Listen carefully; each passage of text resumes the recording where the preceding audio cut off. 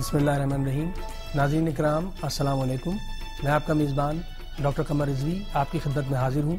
ناظرین، پاکستان ٹیلی ویژن نے سر آغا خان سوئم کی یاد میں آج اس خصوصی پروگرام کا انعقاد کیا ہے. سر آغا خان سوئم 2 نومبر سن 1877 کو کراچی میں پیدا ہوئے. آپ کے والد آغا علی شاہ المعروف آغا خان دوئم اور والدہ نواب عالیہ شمس الملک تھیں، جو کہ فتح علی قاجار شاہ ایران کی نسل میں سے تھیں.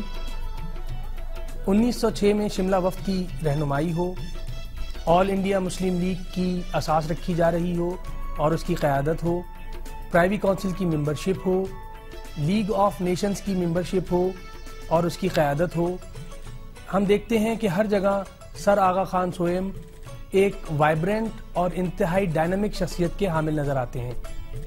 آپ ایک ایسی ہمگیر شخصیت کے مالک تھے جو سیاسی، سماجی اور مذہبی طور پر مسلمانان بر صغیر پاک و ہند پر کم و بیش 50 سال سے زائد عرصے تک چھائی رہی، جس میں آپ نے اپنے علمی تبحر، سیاسی فراست، سماجی خدمات اور اپنی قیادت کے خلوص سے اپنا لوہا منوایا. ناظرین، آئیے ہم آپ سے آج کی شروع کا تعارف کراتے ہیں. ہمارے ساتھ جناب زید نظامی صاحب تشریف رکھتے ہیں. آپ چانسلر ہیں sir Syed university of engineering and technology کے. ان کے ساتھ تشریف رکھتے ہیں جناب انوار احمد زئی صاحب. آپ چیئرمین ہیں board of intermediate education Karachi کے.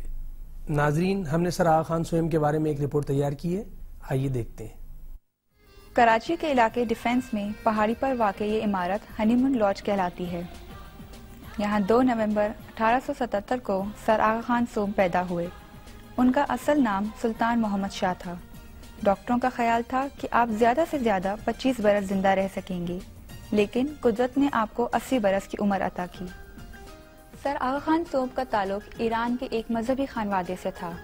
آپ کے دادا آغا حسن علی شاہ اسماعیلیوں کے 46ویں امام تھے. وہ ایران کے صوبے کرمان کے گورنر رہے. انہیں شاہ ایران نے آغا خان اول اور انگریزوں نے ہز ہائنس کے خطابات دیے. وہ ایران سے جنوبی ایشیا منتقل ہوئے. آپ کے والد آغا علی شاہ 1881 میں اسماعیلیوں کے 47ویں امام بنے. ان کی وفات 1885 میں ہوئی. یوں سلطان محمد شاہ کو 17 اگست 1885 کو صرف 8 برس کی عمر میں 48واں امام بننے کا اعزاز حاصل ہوا اور وہ آغا خان سوئم کہلائے. آپ کی والدہ لیڈی علی شاہ نے آپ کی تعلیم و تربیت میں اہم کردار ادا کیا. آپ کو اس زمانے کے قابل اساتذہ گھر پر تعلیم دینے کے لیے آتے تھے. آپ نے عربی، فارسی، انگریزی اور فرانسیسی میں مہارت حاصل کی. سر آغا خان سوئم نے 4 شادیاں کی. 1897 میں اپنی کزن شہزادی بیگم سے، 1908 میں اطالوی خاتون پرنسس تھیریسی سے، 1929 میں فرانسیسی خاتون اینڈری کیرن سے اور 1949 میں فرانسیسی خاتون لیبرانزے سے. آپ کے 2 صاحبزادے تھے، پرنس علی خان اور پرنس صدر الدین. پرنس علی خان کے صاحبزادے پرنس کریم آغا خان کو آپ کی وصیت کے مطابق اسماعیلیوں کا 49واں امام بنایا گیا.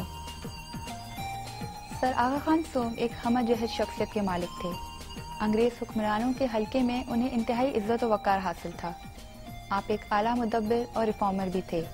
آپ نے دنیا کے مختلف ملکوں کی سیاحت بھی کی. آپ کھیلوں کے دلدادہ بھی تھے. آپ کے گھوڑوں نے دنیا کی مشہور ترین ڈربی ریس 1930، 1935 اور 1936 میں جیتی.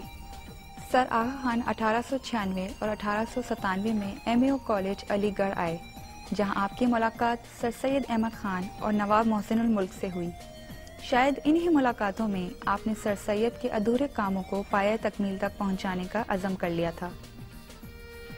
سر آغا خان سوئم کو 1898 میں ملکہ وکٹوریہ نے سر کے خطاب سے نوازا.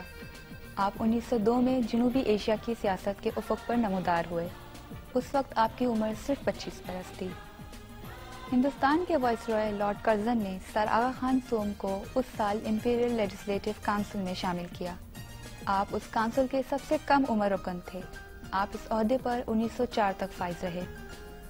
آپ نے 1902 میں دہلی میں منعقدہ آل انڈین محمدن ایجوکیشنل کانفرنس کی صدارت کی. یہ پہلا موقع تھا جب آپ قومی سیاست کے افق پر جلوہ گر ہوئے.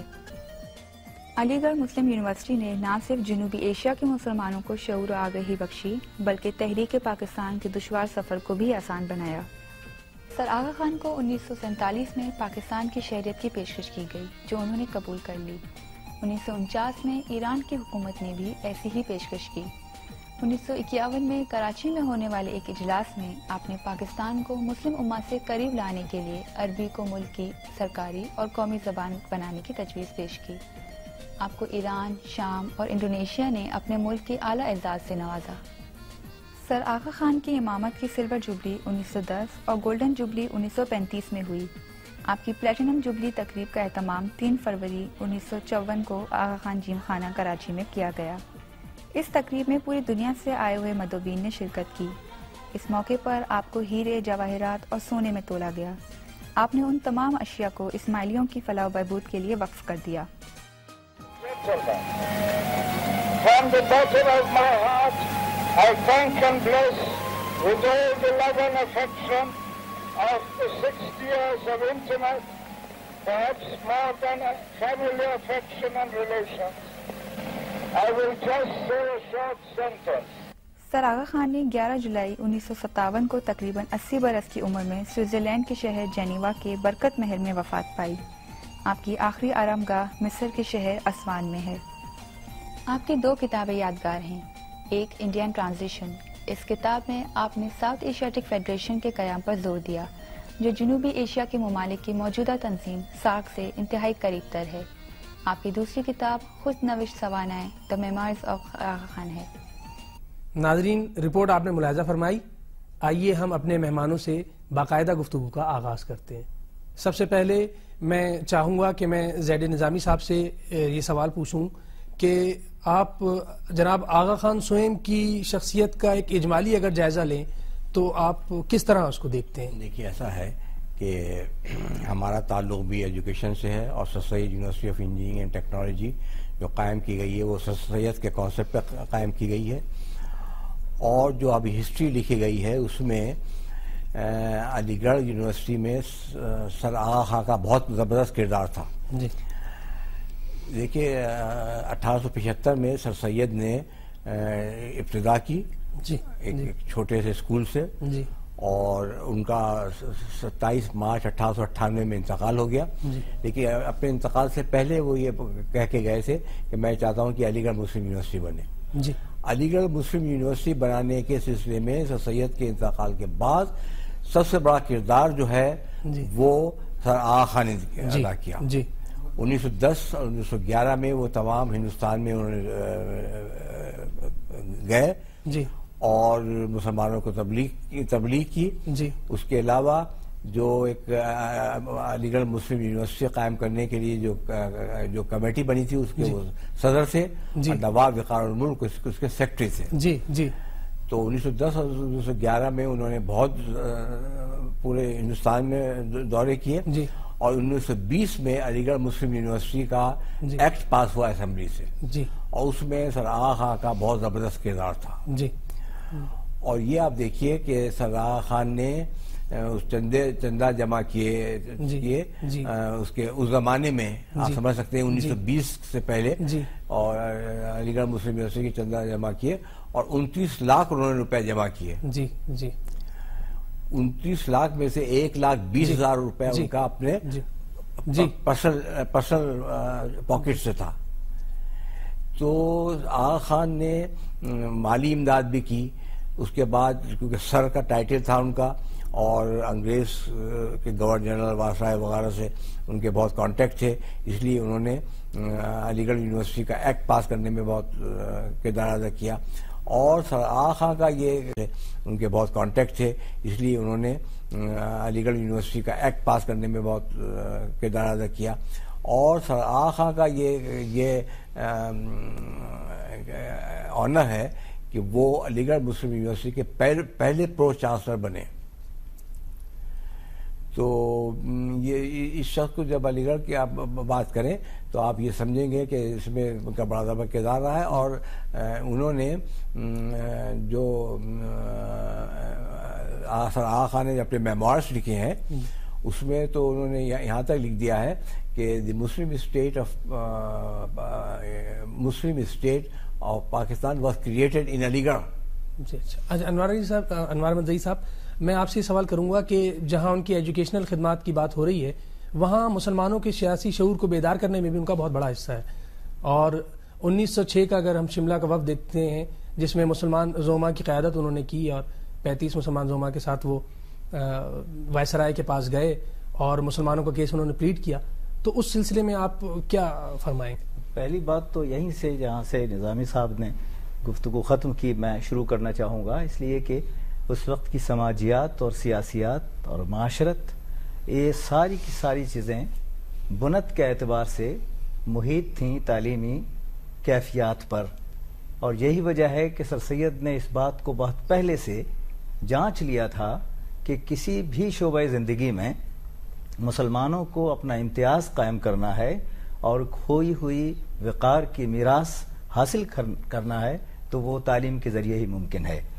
اس اعتبار سے جو ابھی نظامی صاحب نے فرمایا آغا خان کی یہ خدمات, لیکن ذرا آپ ایک کسوٹی پر پرکھیے کہ سر سید احمد خان جیسا جیت شخص, عہد ساز, تاریخ ساز شخصیت جن کا انتقال 1898 میں ہوا, وہ اپنے انتقال سے ایک سال قبل 1897 میں آغا خان کے لیے سپاس نامہ پیش کر رہے ہیں. جی, اس سے بڑی بات نہیں ہو سکتی کہ جنہیں وہ ریکگنائز کریں ان کا قد و قامت کیا ہوگا.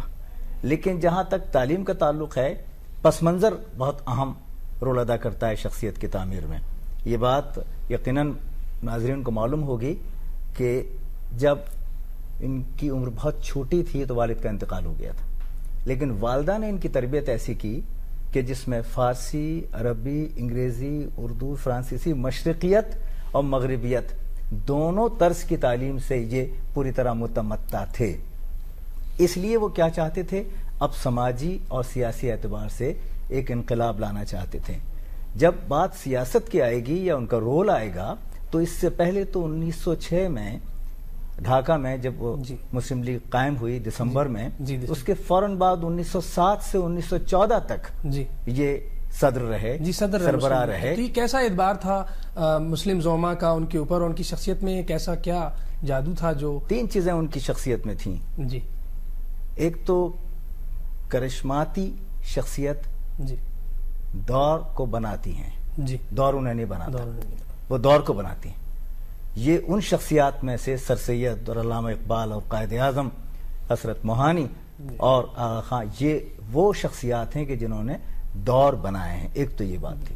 دوسری بات یہ کہ ان کی اپنی جو حیثیت اور کیفیت تھی عالمی اعتبار سے وہ اتنی مستند تھی کہ ان کا وقار نہ صرف مسلمانوں پر اور بر صغیر کے مسلمانوں پر بلکہ بیرون بر صغیر کے مسلمانوں پر بھی قائم تھا اور غیر مسلموں پر بھی. اور تیسری بات یہ کہ وہ ایک وصف رکھتے تھے اپنی بات کو منوانے اور دوسرے تک اپنی بات کو پہنچانے کا, چاہے کسی زبان میں ہو.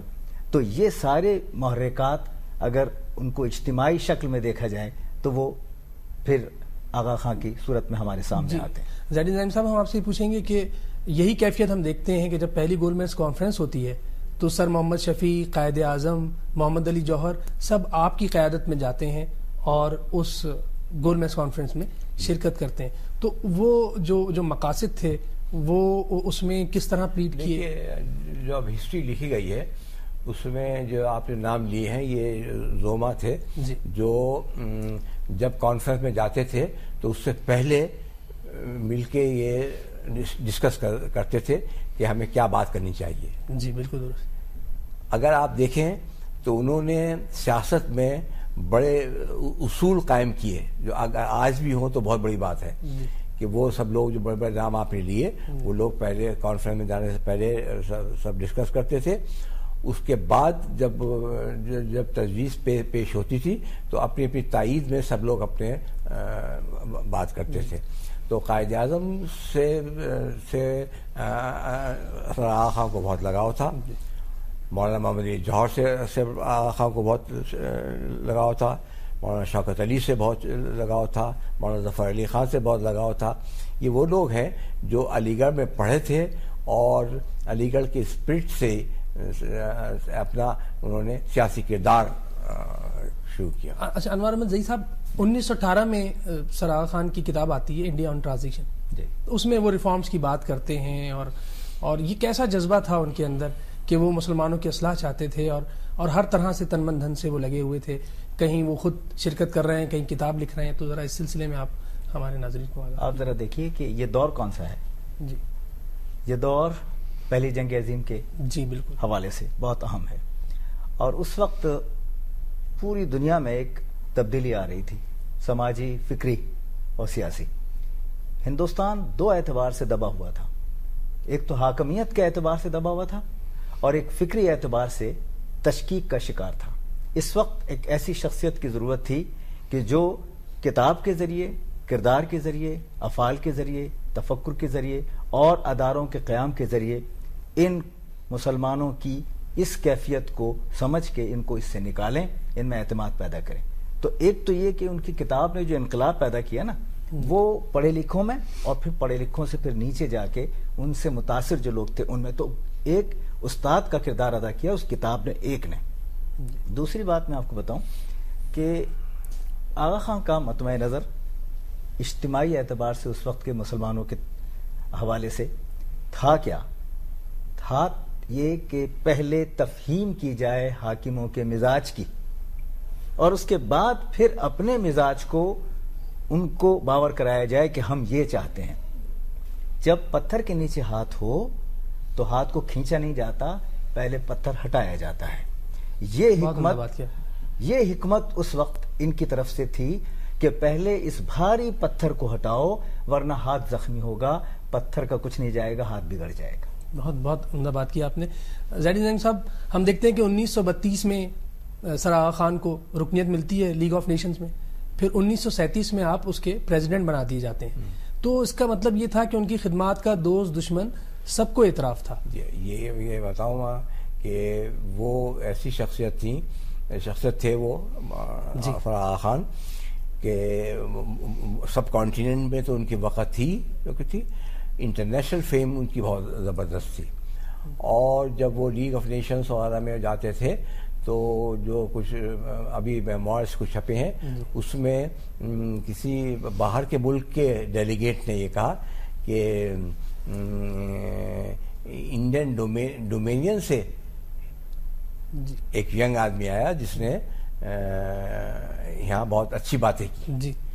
تو یہ میں بتانا چاہتا ہوں کہ انٹرنیشنل لیول پہ بھی ان کا بہت زبردست کردار رہا ہے, اور وہ ایسے شخص تھے جو زیادہ تر ملکوں میں بڑے بڑے آرگنائزیشنز میں جن کی قدر تھی, یورپ میں, کینیڈا میں, امریکہ میں.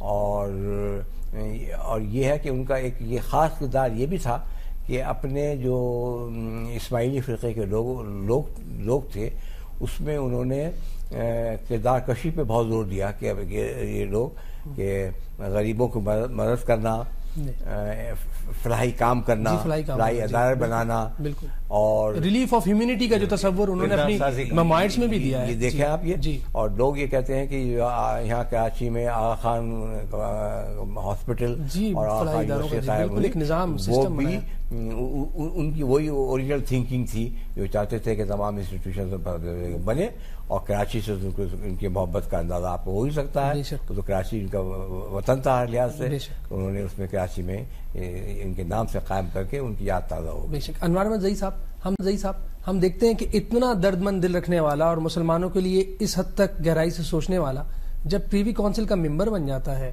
اور اہم اداروں میں اس کا اتنا نمایاں کام ہے, تو وہ مسلمانوں کے لیے کس حد تک اپنا کردار ادا کر سکتا ہے سیاسی طور پہ بھی؟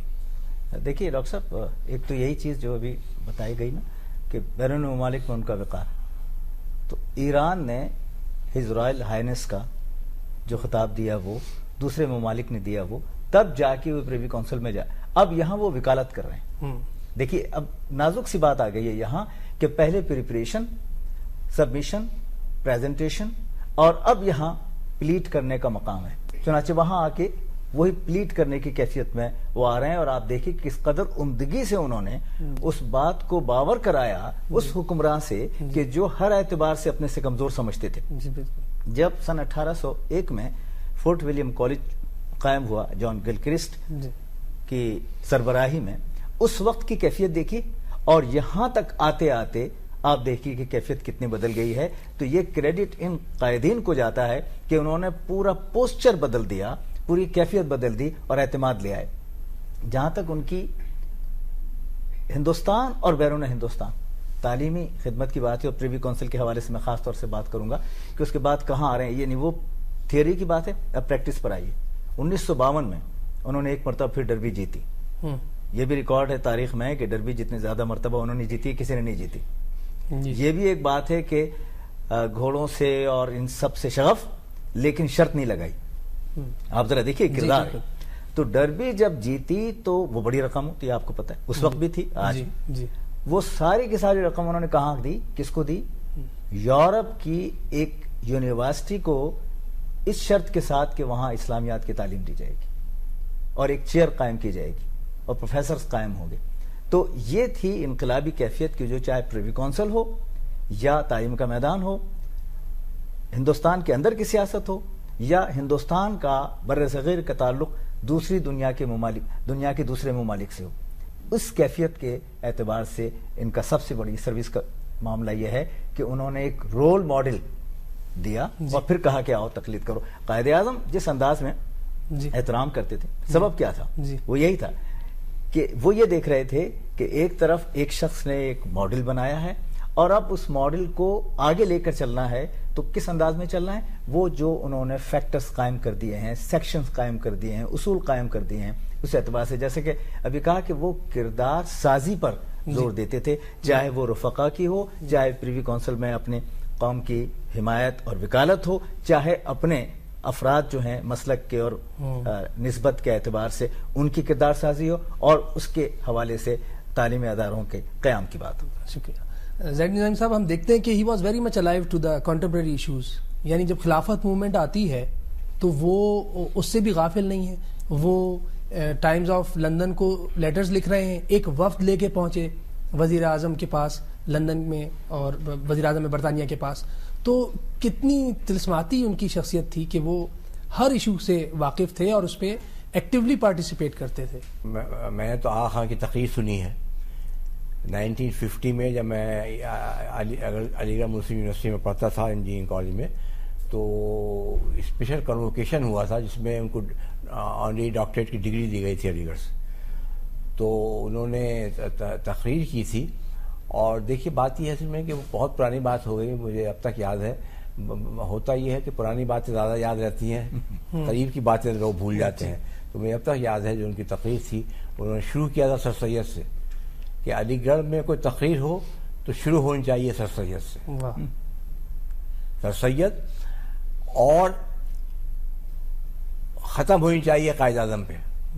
یہ ورڈ سے مجھے اب تک یاد ہے کہ جو بھی علی گڑھ کا تقریب ہو اس میں شروع ہونی چاہیے سر سید سے اور ختم ہونی چاہیے قائد اعظم سے. اس لیے کہ قائد اعظم بھی علی گڑھ سے بہت محبت کرتے تھے اور وہ اسے کہا کرتے تھے آرسنل آف مسلم انڈیا.